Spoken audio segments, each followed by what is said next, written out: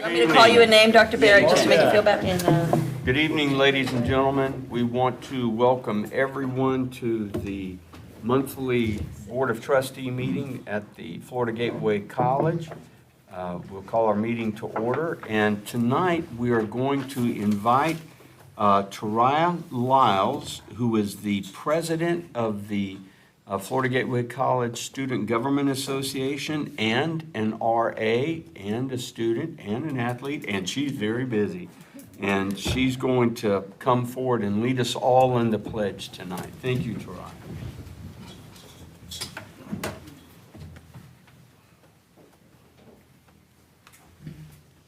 I pledge allegiance to the flag of the United States of America and to the republic for which it stands, one nation, under God, indivisible, with liberty and justice for all. Thank you, Tariah. Okay. Before we get started tonight, we acknowledge this dear person the previous meeting, but I just want to acknowledge that tonight we have with us for the first time, seated with us, providing counsel and wisdom to the board, Megan Logan, who is now the Board of Trustee Attorney. We're so grateful to have you with us So glad tonight. to be here. Thank you. The college attorney. Okay. Audience of any citizen. The FGC Board of Trustees will hear any citizen who wishes to address the board on a one-time basis pertaining to a relevant topic. If the board wishes to hear more about that topic will be scheduled for a future board meeting. Each speaker is limited to 3 minutes, and the time dedicated to this topic will not exceed 20 minutes. And tonight we have signed up for public comment, Mr. Stu Liker. Mr. Liker, the podium is yours. Lilker, I'm so sorry.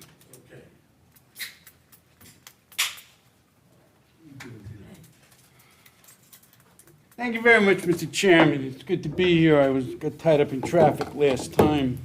Suggest you have one of these at the beginning and one at the end, like they do in other places. It's a big area that this board covers.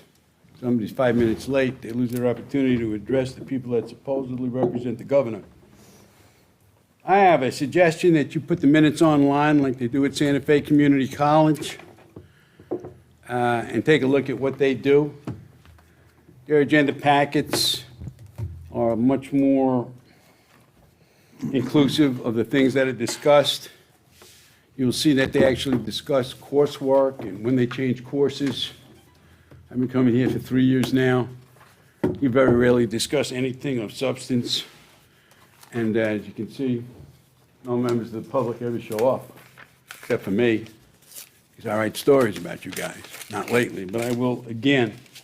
But they do have, if you look at Santa Fe, you'll see they do have a lot of substantial backup material with their stuff.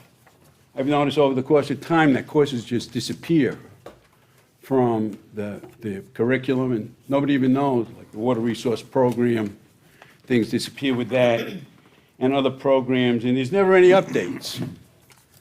Like, how's the welding program doing? Are you hiring people? Are they all getting jobs? And the CDL program that you get so much state money on, and the aviation program, which might be being resurrected. And I do have a question about the attorney's fee. I noticed that it was $6,000 a month for the attorneys. And I was just wondering how the college came up that that's an acceptable number. I've been coming to these meetings, Ms. Logan, for 3 years. I've never seen one go over an hour. So, you know, that's I guess I'll have to check Marlon's bills, but at $6,000 a month, you know, on an hourly basis, my understanding from reading the contract is that doesn't get paid down. You're guaranteed $6,000 a month. And considering the nature of the economic conditions of the times and the students that could use that money for scholarships and things like that, It's $6,000 a month. If you've done any kind of breakdown, I'll put in a public records request to see how the board or the staff came up with that. I'd like to be able to see that. And that's all I have to say. And I'd like to congratulate the bass fishing team. They did an excellent job, and I was hoping to get another press release. I didn't even know that they won. It's coming. It's coming. Yeah. The next year. Be winning next year. Thank you very much. And again, the bass, I had almost 3,000 views on that first article that I wrote because nobody realized how complicated it is to fish. So those guys just don't go out there and put a little worm on the end of a hook. They're very accomplished. Thank you very much. Thank you very much, Mr. Lilker. Okay, we don't have anyone else who has signed up for audience of any citizen. Then we'll move forward to our next item on the agenda, which is approval of board minutes. We've had the minutes, the board has had the minutes of our previous meeting, August 11th, to review. As you review them, does the board see any changes, corrections, or amendments? No. Then we would seek a motion for approval. I'll make a motion to approve. Thank I'll you. second it. Dr. Tepedino makes the motion. Mrs. Catherine McGinnis seconds the motion for approval of the minutes as read. All in favor of that motion, members of the board, let it be known by saying aye. Aye. Any opposed, same sign, and the motion carries. Thank you. Now we have the report from our SGA representative who led us in the pledge, Ms. Taria Lyle. Taraya. I'll have it down next time. Taraya. Greeting board members. Thank you for this opportunity to speak with you tonight. My name is Taraya Lyles and I'm from Bell, Florida, and I am the SGA president for the 2022-2023 academic year. This year, SGA has started out with a bang. We hosted Welcome Back Week in the Student Center from August 22nd through August 26th. Activities included maps and munchies, photos with the mascot, a Sunday bar, breakfast and bingo, a scavenger hunt, and a caricature artist. To round out the week, 27 students participated in a field trip to the Ichtuckney Springs. The second week of school, we hosted the Student Employee Picnic in Pine Square as well as Club Rush. Upcoming activities include movie night, tie-dye, Constitution Day, and FCSAA President's Assembly. Does anyone have any questions? Thank you. Sounds like you've been busy. Yes, ma'am. Good start? Great. Thank you so much. All right. All right, now the next item on our agenda is the presentation of the consent agenda. And I'm sorry. Ready to go. Presentation, settle down out there.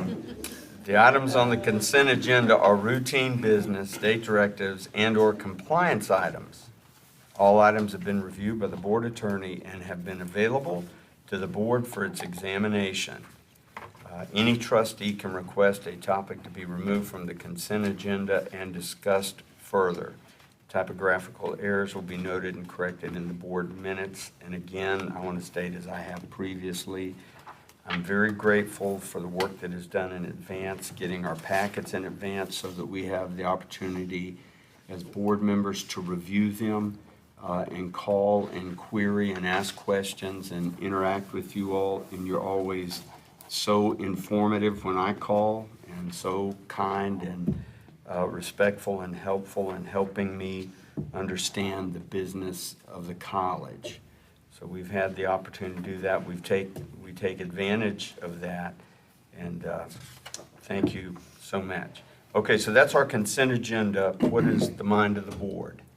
I move to accept the consent agenda. Have a second? Second. We have a move and second, moved by Mrs. Allen, second by Mr. Brannon, to approve the consent agenda. Is there any discussion on that? Do you all see anything? If not, all in favor of that motion, let it be known by saying aye. Aye. Any opposed, same sign. The motion is carried. The next item is, we would love to hear from Dr. Gavin in academic affairs. Make yourself at home. Well, first, I'd like to say thank you. I missed last month. My stepson graduated Marine boot camp. And so his one wish before going off to military training was to go to Ruth Chris. So it was a very costly evening, but we took him.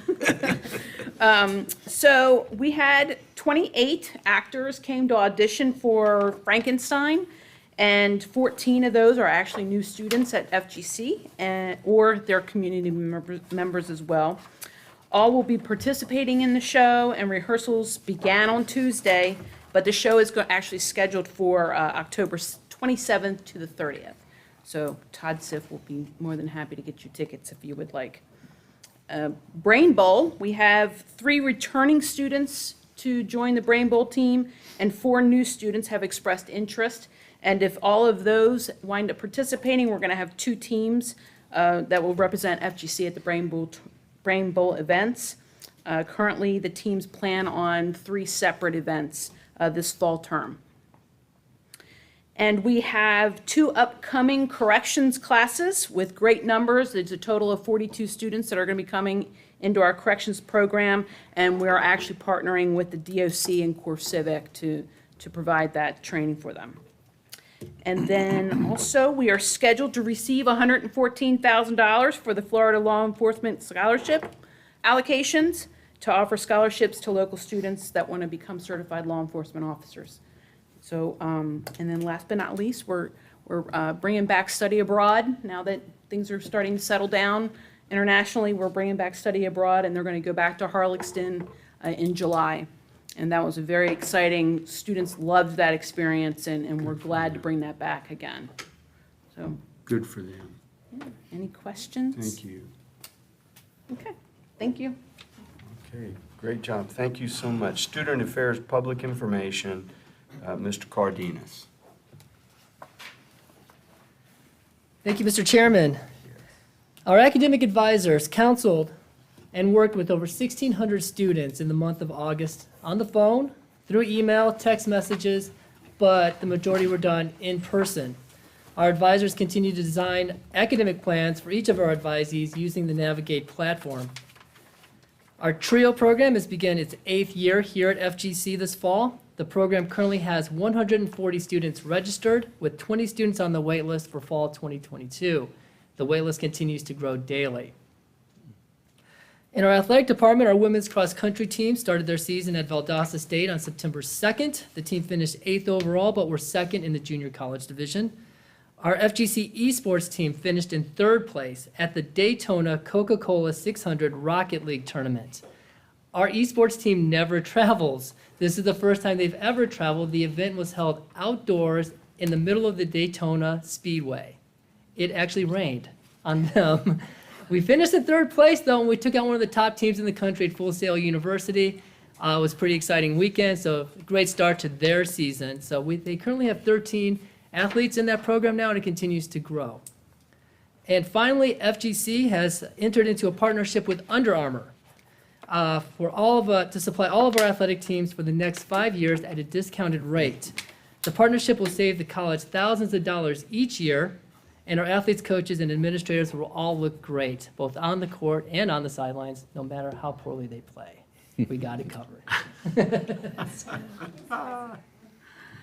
That Any is questions? great. You sounded like the marketing guy for Under Armour. They ought to make a video of that. That was great. Thank you. I do have a question. So the E team, where do the students predominantly come from? Are they coming still from our district, or are they coming from outside of our district? Because that's a really unique team sport. That is a great question, and I'm proud to say they are coming from our district. Okay. The one thing about So our video- district can raise a number 3 team, is what you're saying? Yes, they can. Okay, good. I think there's more out there. I think there's more talent out there. We're expanding the number of options in games. I can go down a You'll be rabbit over hole my with head. this, So. but yes, yeah. PlayStation and the Wii. There you go. That's my knowledge. Perfect. You got it. But you know, it's nice to hear that we can attract that kind of talent in our own district and be super competitive. I think it's another, great exposure for the college. I agree. How many teams were there, do you know? There were 14 teams in attendance that 14, day. good. It was a special invitation, so it was coordinated with the race. Rocket League is a combination of soccer and cars. Yes, All right. I know. I'm not good at marketing that. Thank you so much. And then Ms. Schrader. Thank you. Good evening. I'll start with fall enrollment. We are slightly up compared to this time last year in fall enrollment. We do have sessions that are starting later in September and in October, so registration is ongoing for those sessions and the corrections class that are planned to enroll as well. We are continuing to offer the $300 book voucher for students that are registering throughout the fall, so that will not end, it will continue. We held college night in the Howard Center on August 23rd, and FGC had 20 program and department tables in attendance, and 49 other institutions came from across the state and the nation. And this is the first college night we've offered in about 3 years since COVID, so everyone was very excited to offer this again, and we had 250 attendees that night. The recruitment department is coordinating a new program called Wolf Wednesdays. This is a one-stop application event, and it's going to be offered every Wednesday in the months of September and October at 2 p.m. And it's to help students get their application done, get their financial aid application done, ask their questions, and just get them oriented to the enrollment process so that when registration opens on October 31st for spring, they're more prepared. Financial aid is preparing to offer the Open Door Grant to students in spring 2023. The Open Door Grant is a DOE program that provides funds to support students that are enrolled in short-term, high-demand CTE programs. And this grant allows up to $3,000 of students' tuition, fees, and supplies to be paid for after federal and state funding is utilized for the student. The eligible programs include law enforcement, corrections, EMT, fire, certified nursing assistant, and the network infrastructure certificate. Great. We're still enrolling. We are, yes. So if you wouldn't mind, the next time fall enrollment's up, which is wonderful to hear, great to hear, could you give us a number on that the next time? I have the numbers. Would you like them? Yes, Okay. thank you. Yes, we would. So current fall, the head count is 2,831. Last fall, 2,819. And we're still enrolling, Yes. so that will go up. Yeah. Good. Thank you so much. You're welcome. Any more questions? 75th Park, in the park. Oh, yes, we're still coordinating the FGC's Fun in the Park. It's in downtown Lake City in Olustee Park on October 15th from 9 to noon. And our program departments, occupational and academic departments are coming and offering a table of program information as well as some kind of activity or game to play with kids. So it's really for kids and their families, and they're going to have a fun run to kick it off. The fire department is going to be cooking lunch for everyone, and we're hoping to offer this free of charge to the community to give back. I'm sorry, I know you mentioned this, but how many colleges were here on college night? 49. 49, and you said that was up from the past? I don't know. It's hard to say, I know, because I don't know pre-COVID. that I have the college, number from the past, but I can say the attendees compared to our Okay. one before COVID was up, yeah. I would love to see a list of the colleges that are accepting our invitation to come and Okay. trying to promote themselves to our students. Okay. And then to see, are they offering scholarships for students to come and attend, of Right. course, it's really hard to beat a state school if someone's going to transfer over. And I know we've had lots of great feedback on how native students versus our transfer students do at state universities, but I'd really be interested to see what other colleges are coming to recruit here, and do any of our students actually go to them? I guess it must make it worthwhile if they're coming. Right, But that would be of interest to me. okay, Thanks. thank you. Thank you for having the numbers. That was Oh, great. yeah.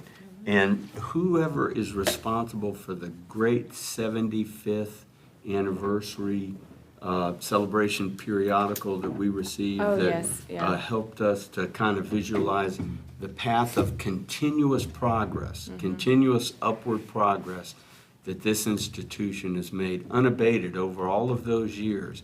That was a great job, whoever put that together. Yeah, we worked Kudos. with Mac Media Services, and they worked with several areas to put those articles together. So Really well it was hard to done. decide what to include, because there was a lot. Really, really well done. I saw in one of the pictures, Chuck, I looked at that picture of the first volleyball team that was here, and I kept looking, and I thought, dang, that looks like Paula Barton, former superintendent of schools. Oh, yeah. Paul Barton, she said, that's me. That's funny. That's right. Our former superintendent of schools. First volleyball team. Start here, go anywhere. That's right, amen, that's right, that's right, so, great job. Okay, thank you. Great job. Thank you. Okay, business services, Mrs. Holloway. Good evening. I do have one clarification I'd like to make on the consent agenda before I continue to ask for approval of my items. Item number 7 on the consent agenda with Hargray of Florida, that is actually revenue to the college and not a cost to the college. They're renting, or they're leasing approximately 2 acres of vacant land by the multi-use facilities, and that $30,000 will become revenue to the college. Okay. Thank you, that's duly noted. Thank you. So I will continue on with my request and approval. We're requesting approval of Fund 7, Budget Amendment Number 2, which has been revised, so the report reflects actual revenue, revised budgeted expenditures, actual expenses, and updated projects through August 19th, 2022. Board, here's a request by Mrs. Holloway. What's the mind of the board? Move to approve. I'll second it. We hear the motion and second. Is there any discussion? That's motion by Mrs. Norris and second by Mrs. McGinnis. All in favor of that motion, let it be known by saying aye. Aye. Any opposed? The motion's carried. Thank you. Yes, ma'am. The college requests approval of Budget Amendment Number 9 to the Restricted Fund, Fund 2, for the fiscal year 2021-22. This is the final budget amendment for the prior year. This amendment recognizes revised award authorizations and new grants received in the 2021-22 fiscal year. You have the request in front of you. Members of the board, what's your mind concerning that request? I'll close out the final year by move it to approved budget. There you go. Second? Second.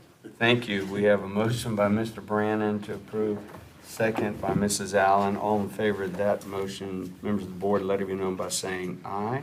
Aye. Any opposed, same sign. The motion is carried. Thank you.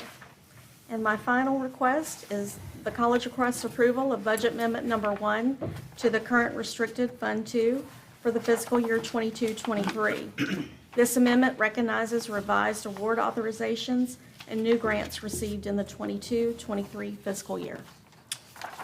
Board hears the request. What's the mind of the board? I'll make a motion to approve. Dr. Teppadino makes a motion to approve. I second it. Mrs. McGinnis seconds the motion. Any discussion? All in favor of the motion is made. Members of the board, let it be known by saying aye. Aye. Any opposed? Same sign. The motion is carried. Thank you very much. Thank you. Thank Any you so questions? much. Thank you. Good job. Thank you. President's report, Dr. Barrett. Thank you very much. For those of you that, just a quick announcement, community concerts, which had no longer been on this campus for about 4 or 5 years. We've invited them back, and they'll be doing some concerts in addition to our Performing Arts Center in the Performing Arts Center over the next, I think they have 5 performances over the next year.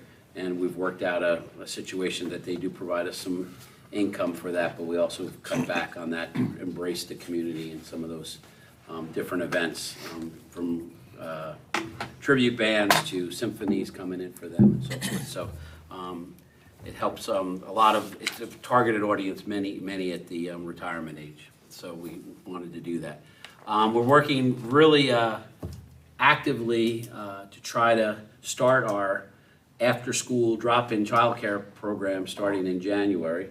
We've done a survey to the faculty and staff that we've received about 60 responses via SurveyMonkey, and we're also going to be doing that for students. It will not be a traditional child care center.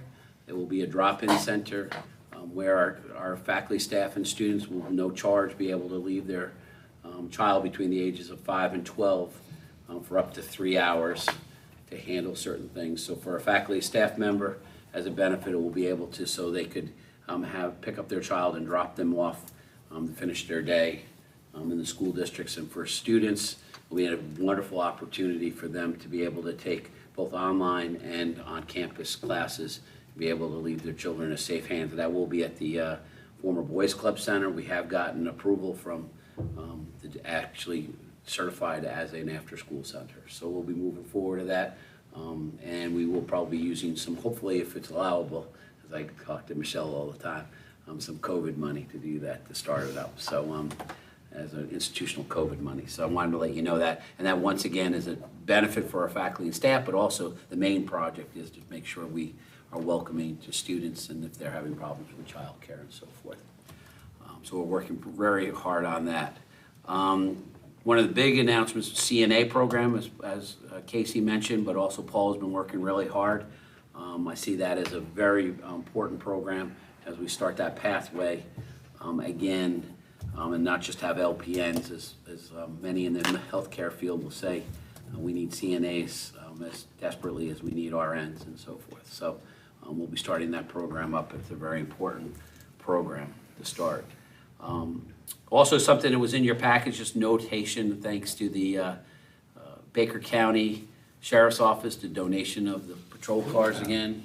Very important for our program to keep updated with that. I think we're going to start putting some of those old cars out to the pasture as we get some new ones from donations and so forth. So thank you, Lee, and thank you. The sheriff of Baker County, pardon me for interrupting, said that any Board of Trustee member who wants to try them out on the new pavement up there, he said that we're welcome to try them. I thought you were going to say something else. You got me a little nervous. Right, Chris? No, I'm kidding. So thank you. And the only other thing I have is I pointed out is Mr. Luker mentioned this, and I want to appreciate for his coverage and coverage for the fishing team. Our fishing team did come in second place in the national championships. I had the opportunity to do what I called a turn and burn on Sunday to go up to see if they were going to win and so forth.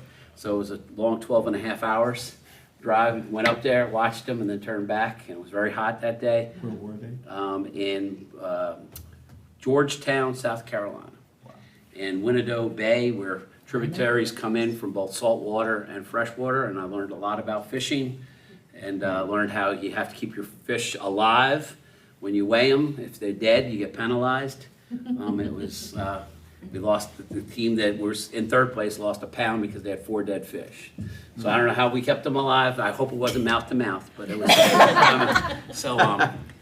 It was a very rewarding day. And I think what's so important, and we'll announce what we're going to be doing with these students, is that, you know, the uniqueness of that program, and that was not my idea. I actually thought it was a crazy idea 2 years ago to do that. We now have 12 students.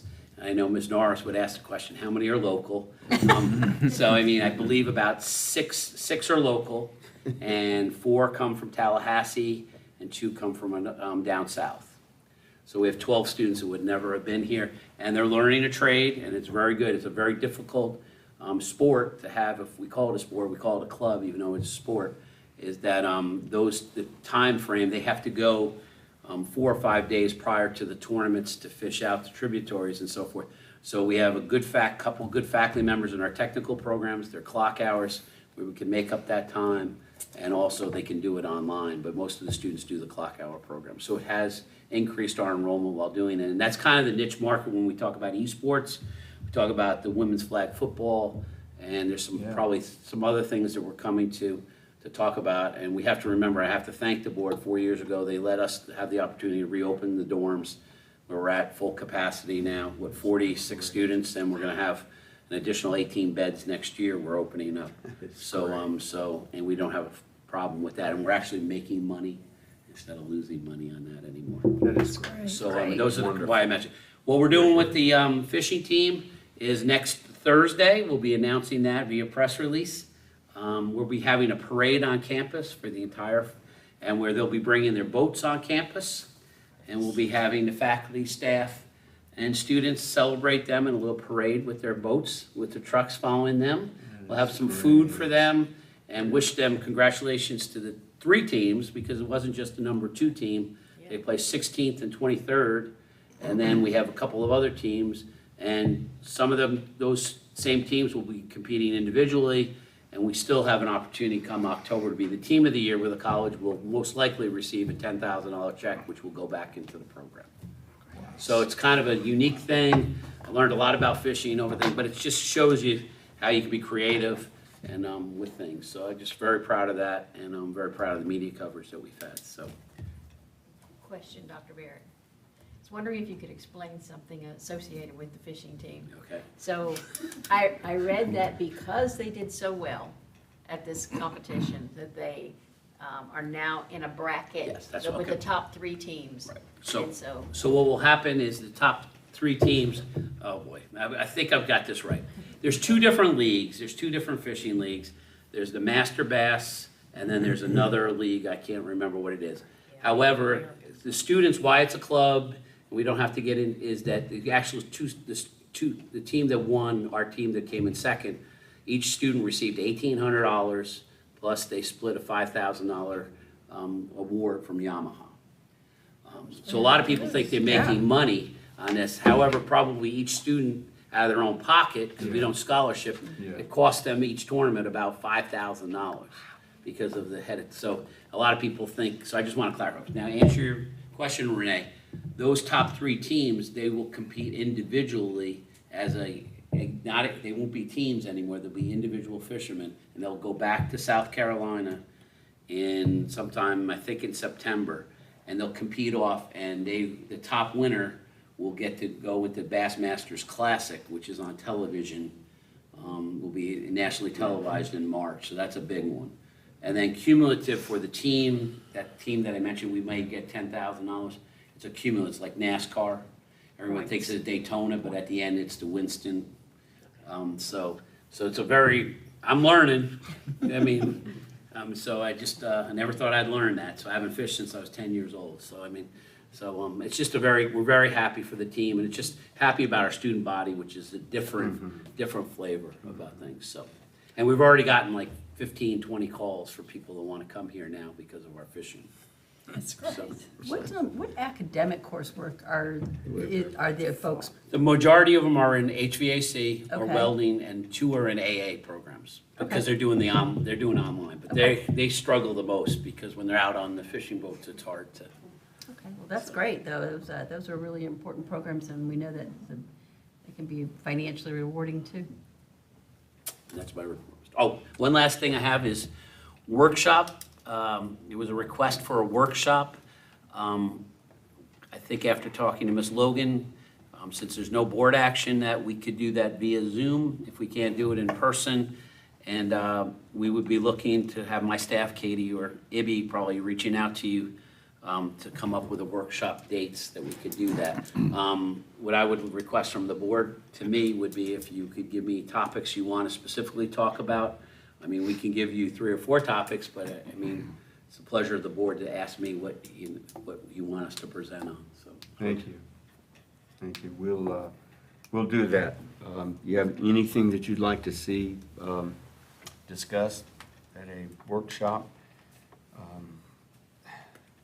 You know, before COVID, I traveled about, I don't know, probably 75% more than I do now. And I have really learned to appreciate Zoom and Teams and Meets, and I certainly wouldn't be opposed to a Zoom meeting. They've become very effective. Just a question in terms of a Zoom meeting. So since it's, a workshop's a public meeting as well, so how do you get that invitation out so that members of the public want to watch it on Zoom? I'm not a Zoomer. I mean, every time I've done Zoom, someone set it up for me and take care of it all, and I just click it. So We would set it up I'm not for- joining the team, the esports team anytime soon either. So tell me how we do that So what we and would make do it is do the public accessible. notice, the Okay. same kind of public notice with the workshop, and we'd actually do the Zoom link, Okay, and send it out to all of you, and it'll be open to the public, and we'd ask, the public if they wanted to speak. At that Okay. point, it would be same thing as workshop, but there would be no action. Okay. We'd have different screens okay, available. all right. As Chuck knows, I'm sure from his end, we have large, like the Marjorie Stoneman Douglas Commission meeting. Some of those take place by Zoom, and there are large numbers of the public that join in. They just know it's properly noticed and. The only thing that I mean, Place. again, I support Zoom, but maybe we want to think about too, like, if someone wanted to watch it at one of our centers, because I just know that even here in Lake City, when I do Zoom, I have trouble sometimes because of just the lack of the bandwidth without having that. So just in some of the areas that might not have that, just make it available if someone wants to come into the Dixie Center or to, in Gilchrist, whatever, just in case someone doesn't, I mean, look. No, that's a I good will agree point. with Mr. Lilker. It's like, nobody ever comes, I mean, but, the one time, you gotta make it Sure. available and make it easy for Absolutely. people. So offer it out there. And we also remember all our board meetings are on the YouTube channel after every meeting too, so that would be available immediately after that. too. Okay. Okay, so get your items into Katie, and there'll be plenty of time set aside to go over those. Is there anything else that we need for the good of the board, good of the cause, before we dismiss? It was a light agenda tonight. We've discussed the topics for future meetings. As always, you're free to inspect the warrant register, the dealings of our college. We will meet again on October 13th of this same year at 5 p.m. here in the FGC boardroom. Do we have a motion to adjourn? I make a motion. Ms. McGinnis? I'll second. Second by Dr. Tepedino. All in favor, let it be known by saying aye. Aye. We are adjourned.